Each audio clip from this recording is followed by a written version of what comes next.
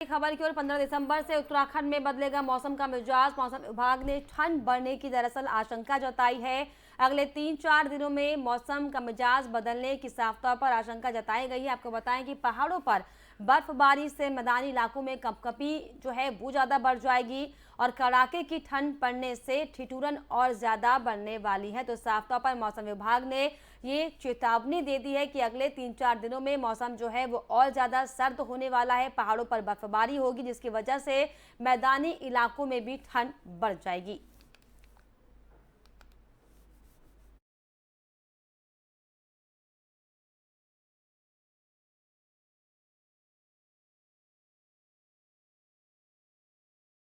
उत्तराखंड के कैबिनेट मंत्री रेखा आर्य ने हरिद्वार के रोशनाबाद स्थित स्टेडियम में चल रहे खेल महाकुंभ में मुख्य अतिथि के रूप में शिरकत की और उन्होंने खिलाड़ियों का उत्साहवर्धन किया।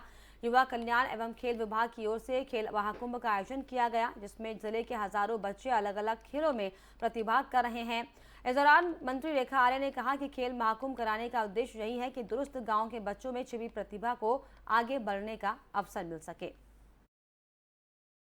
देखिए खेल महाकुंभ की जो परिकल्पना है वह बिल्कुल इस प्रकार की है कि हमारे ग्रामीण स्तर पर कोई भी ऐसा बच्चा जिसके अंदर खेल प्रतिभा है उसको अवसर देना और उसके अवसर को देते हुए उसे न्याय पंचायत से लेकर ब्लॉक से लेकर फिर जिले तक में लेकर आना, फिर उसको आगे चल के जो है राज्य स्तर पर लेके आना।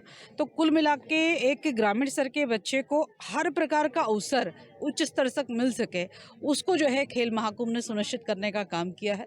और खेल महाकुंभ के माध्यम से मैं मानती हूँ कि आज हज़ारों हज़ारों की संख्या में, जैसा अभी मैं यहाँ के युवा कल्याण अधिकारी से बात कर रही थी, तो पूर्व में जो है 2021 की यदि हम बात करते हैं तो एक समय संख्या जो है 10 से 15 हज़ार के आसपास थी। आज वो संख्या बढ़कर प्रतिभागियों की संख्या जो है लगभग 30 हज़ार के करीब हो गई है। तो लोगों ने और बच्चों ने अब खेल के प्रति जो है वो सोच जो है वो बदली है। देखिए खेल हरिद्वार में सरकारी जमीन पर अतिक्रमण करने वालों की इन दिनों शामत आई हुई है। प्रशासन की टीम लगातार सिंचाई विभाग की जमीन पर अवैध अतिक्रमण हटा रही है। इसी कड़ी में रोड़ी बेलवाला क्षेत्र में जमा अतिक्रमण और अवैध कब्जे पर प्रशासन का बुलडोजर चलाया गया है। इस दौरान कई एकड़ जमीन को कब्जे और अतिक्रमण से मुक्त कराया गया। इन सभी अतिक्रमणकारियों को पहले ही नोटिस दिया जा चुका था। कार्रवाई के दौरान मौके पर मौजूद रहे सिटी मजिस्ट्रेट ने कहा कि जल्द ही जमीन के चारों तरफ से फेंसिंग लगा दी जाएगी जिसके बाद अतिक्रमणकारी वापस लौट नहीं सकेंगे।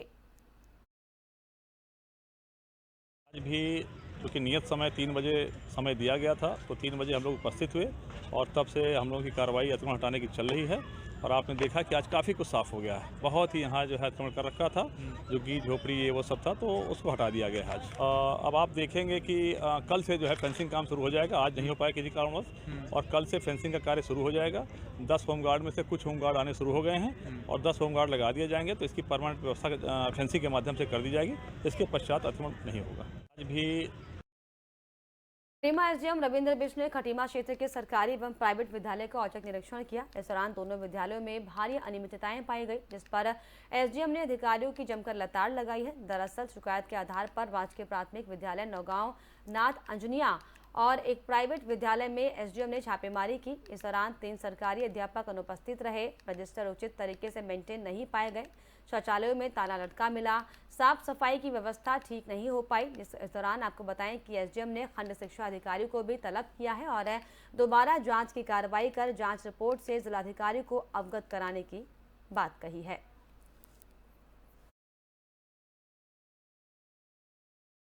नगवनाथ जो प्राइमरी स्कूल है वो क्योंकि छात्र संख्या कम होने के कारण इसको अधिनियम में इसको अटैच कर दिया गया था। तो वहाँ पर हमने जांच में पाया गया कि यहाँ पर मध्याह्न भोजन जो है वो सही से नहीं बन रहा है, मतलब उसका कोई रजिस्टर मेंटेन नहीं है। तो और कुछ उनके जो टीचर्स हैं वो भी अनुपस्थित पाए गए। तो सारी रिपोर्ट हमने बना दी। साथ में एक शिकायत ये प्राप्त हुई थी कि वहाँ का एक जो टीचर है वो जो किसी प्राइवेट स्कूल में सरस्वती करके है उसमें वो पढ़ा रहा है, तो उसकी हम जांच कर रहे हैं। क्योंकि सरस्वती स्कूल में भी हमने छापेमारी की गई और उसके सारे रिकॉर्ड्स वगैरह हमने अपने पास ले लिए हैं।